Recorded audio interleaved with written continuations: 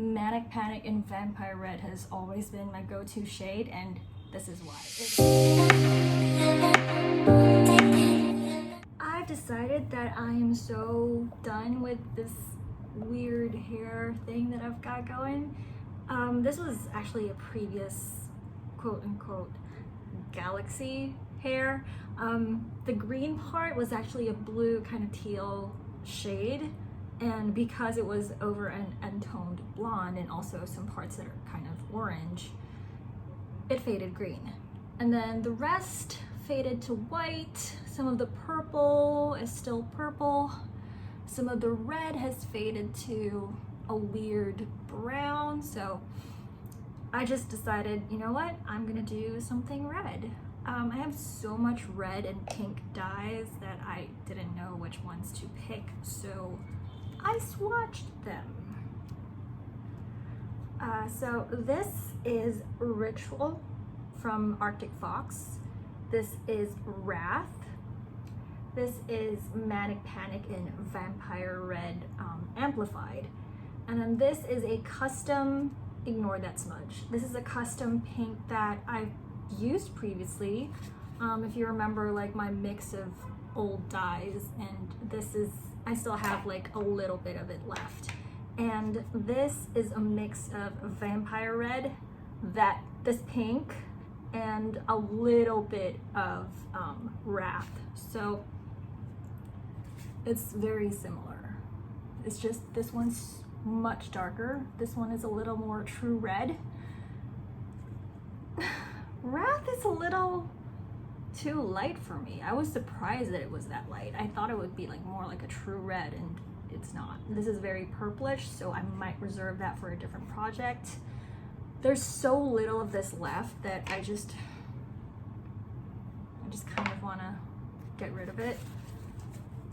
And my predictions is that the green parts will probably turn brown because of the red pigment, which I will not be mad at because I still have roots and I have zero patience to update my roots at the moment. I think I will have to go with like a mostly Vampire Red because I do have like level 10 in various parts of my hair.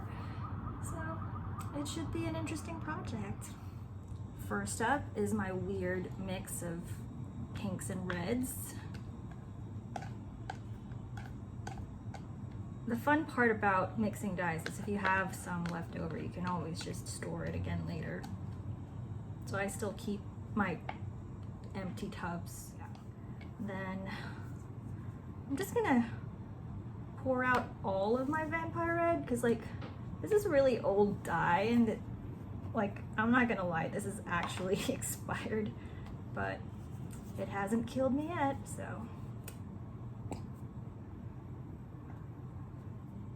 The thing I've noticed about expired dye is that the pigment's kind of separate. And it's gotten a little goopier compared to its original consistency. Oof.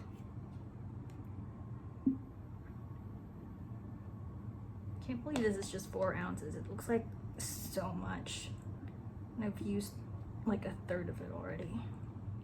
What I love about Vampire Red is it does look a lot like blood. So when you wash it, it's a bloodbath in the shower. It's hilarious. Mix, mix, mix. It's like a beautiful, bright, but still kind of dark blood red. And I'm gonna put just a couple drops of Wrath, which won't drop. Ooh, 1, 2, 3. Okay. So look how light Wrath is. It almost looks pink compared to the rest of the dye. I put some of that in to just brighten the color a little bit. Yeah, it should be a good color to go over all of this. If you've been to my YouTube channel before, you know that I have what I call my hair dye shirt, which surprisingly hasn't been covered in hair dye because I've been wearing this a lot over the last couple of sessions. Always wear gloves. I do have a little bit of staining on my hands from earlier, but whatever, it's minor. This is the custom mix of mostly Manic and a little bit of Arctic Fox and a lot of other leftover dyes. The consistency is a little goopy. That's my only concern, because like if this drips, like I'm fine with it dripping on my clothes, but I'm not fine with it dripping on everything else. This should be fun.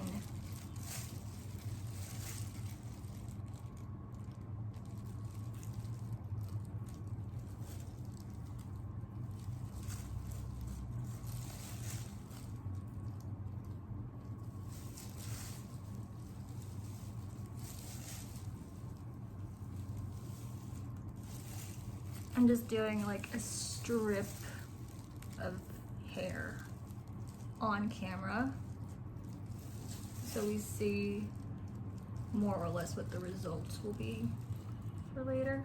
I do overlap it with my roots because it does leave a reddish tint over my natural almost black hair. I look like Carrie from the movie Carrie. Alright, it looks kind of good. I was worried it was gonna look a little too pink on the level 10 parts of my hair.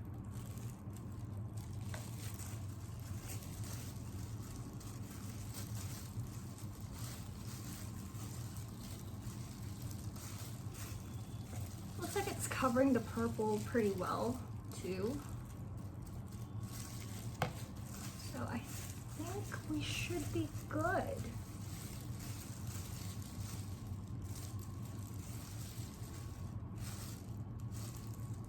Oh god, it's gonna be interesting to remove later. All right.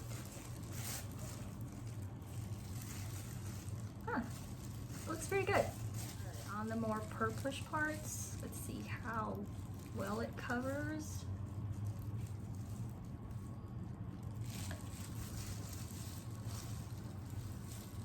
The fun thing I miss about red dye is you could almost never go wrong.